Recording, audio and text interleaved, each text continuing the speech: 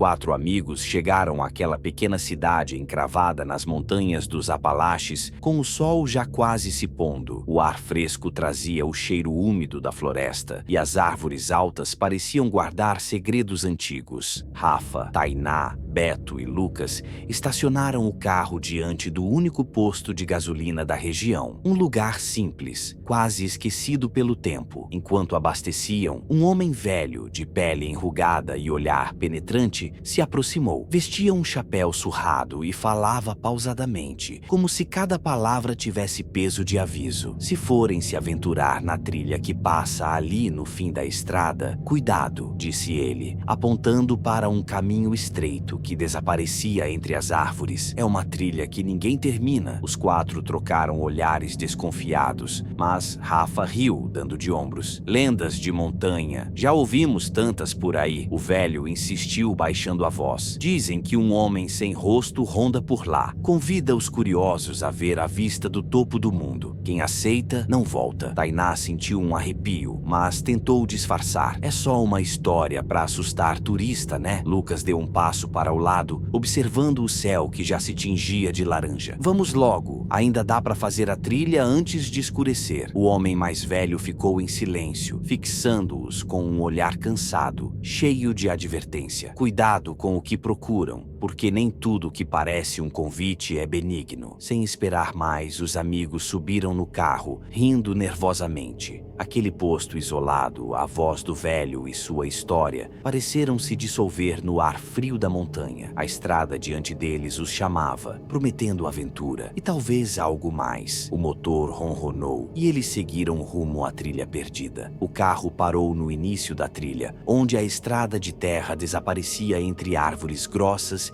e sombras profundas. O ar parecia mais denso ali, com um cheiro úmido de folhas podres e musgo. Rafa, Tainá, Beto e Lucas ajustaram as mochilas, prontos para a caminhada. O sol ainda iluminava, mas já com aquela luz amarelada que anunciava o fim do dia. Enquanto seguiam pela trilha principal, o caminho era claro e marcado, os passos de outros aventureiros ainda visíveis nas folhas. No entanto, logo chegaram a uma bifurcação não sinalizada. Duas trilhas divergiam no meio da floresta, ambas envoltas em silêncio. Lucas olhou para o mapa, franzindo a testa. Nosso trajeto era por ali, disse, apontando para a trilha à esquerda, que parecia mais aberta e conhecida. Mas Rafa congelou por um instante, apontando para a trilha da direita, que parecia mais fechada, com galhos baixos e umidade visível. Vi alguém lá no final, lá no outro lado. Vamos por ali, parece mais rápido. Tainá hesitou, os olhos fixos naquela névoa tênue que começava a surgir entre as árvores. Mas essa trilha nem está no mapa. Será seguro? Vamos, insistiu Rafa com uma confiança inquietante. Quase ninguém passa por aqui. Deve ser um atalho. O grupo avançou pela trilha alternativa. Aos poucos,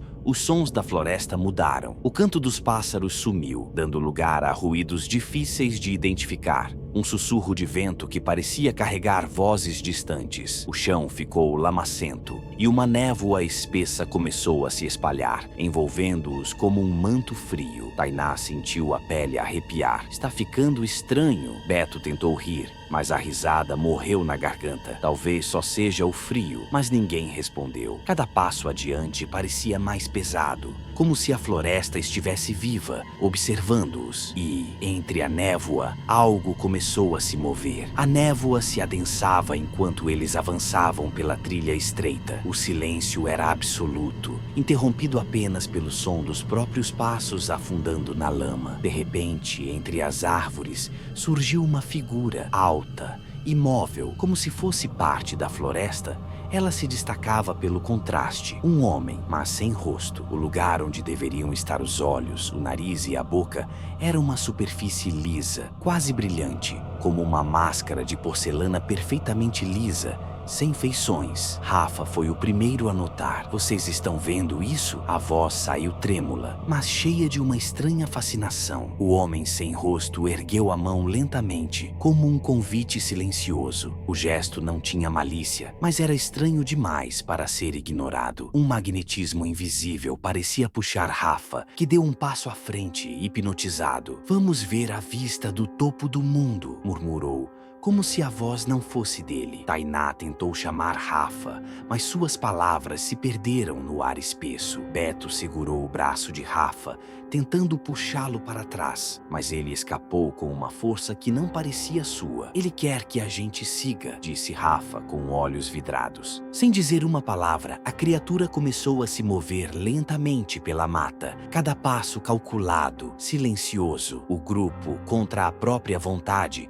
começou a segui-la. O homem sem rosto não olhava para trás, nem emitia som algum, mas comandava o caminho como um guia invisível, levando-os para dentro de uma parte da floresta que parecia esqueceram onde ficava. Lucas sussurrou: "O que está acontecendo com a gente?" Mas ninguém respondeu. Estavam presos naquele passo, naquela marcha silenciosa para um destino que ninguém podia prever. Horas se passaram, mas o sol parecia teimosamente estacionado no céu, como se o tempo tivesse parado. A floresta ao redor continuava densa, as árvores se erguiam em círculos invisíveis e a névoa não diminuía. Rafa, Tainá, Beto e Lucas avançavam guiados pelo homem sem rosto, mas a sensação de estar perdido se tornava cada vez mais forte. Os celulares foram inúteis desde o início da trilha. Sem sinal, sem resposta. Beto, já inquieto, decidiu voltar. "Não podemos ficar aqui para sempre. Vou tentar achar o caminho de volta." Com um olhar firme, virou-se contra a direção que vinham, entrando na mata fechada. O grupo ficou em silêncio.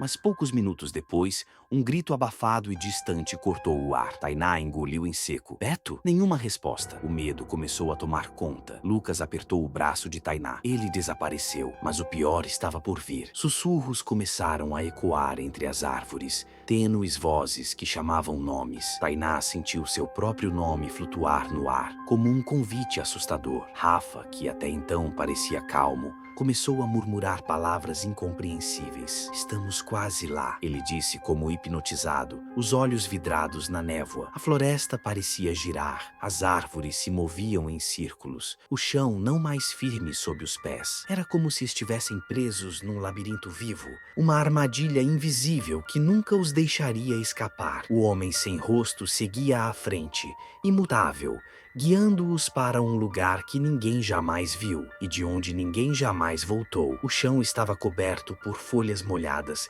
quando Tainá tropeçou e caiu, derrubando a câmera que Beto carregava. O aparelho ficou semi-enterrado na lama e ela hesitou antes de pegá-lo. Sem outra opção, ligou a câmera, esperando encontrar algo útil, qualquer pista sobre o que acontecera com Beto. As imagens começaram a rodar na pequena tela, tremidas e borradas. A câmera mostrava a trilha, os galhos, o rosto assustado de Beto. De repente, uma sombra apareceu atrás dele, imóvel, silenciosa, como um espectro. A figura era a mesma que já haviam visto, o homem sem rosto. Então, uma voz sussurrou na gravação, quase inaudível, mas gelando a espinha de Tainá. Ele sorri com os olhos. Tainá congelou e seus olhos se arregalaram de terror. Rafa começou a rir, um riso baixo, estranho, que aumentava em intensidade até se tornar um som histérico e perturbador. Lucas tentou segurá-lo, mas Rafa parecia perder o controle, os olhos brilhando com um brilho que não era seu. "Não há saída", murmurou Rafa com a voz distorcida,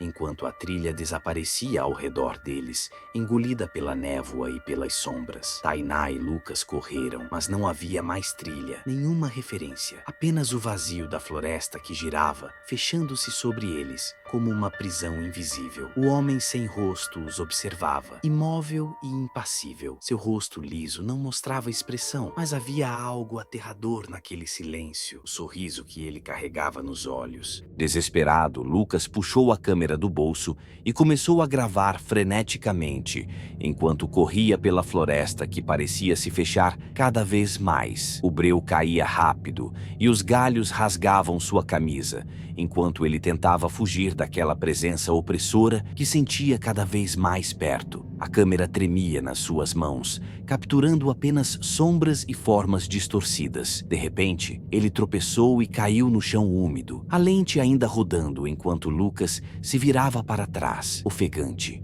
Foi quando ele viu, no reflexo da lente, o rosto liso do homem sem rosto se aproximava lentamente, imóvel, mas com os olhos que sorriam, um sorriso frio, sinistro, impossível de esquecer. Lucas tentou gritar, mas o som morreu em sua garganta. A câmera caiu no chão, continuando a filmar enquanto a escuridão o engolia por completo. O último registro daquele dia sombrio foi encontrado dias depois, escondido entre folhas e lama, um testemunho mudo da tragédia que aconteceu na trilha perdida. Dias depois, um morador da pequena cidade nas montanhas encontrou a câmera abandonada perto da entrada da trilha. Curioso, levou o aparelho até as autoridades locais. Sentado na sala escura, assistiu às imagens confusas da floresta, das sombras e do homem sem rosto. Quando pausou o vídeo, viu algo que gelou seu sangue. No reflexo da lente estava seu próprio rosto e nos olhos um sorriso estranho que ele não reconhecia como seu. Um silêncio pesado tomou o ambiente. O homem sem rosto não era apenas uma lenda. Ele estava ali, esperando, sempre pronto para convidar os curiosos a ver a vista do topo do mundo. E a trilha continuava lá, chamando.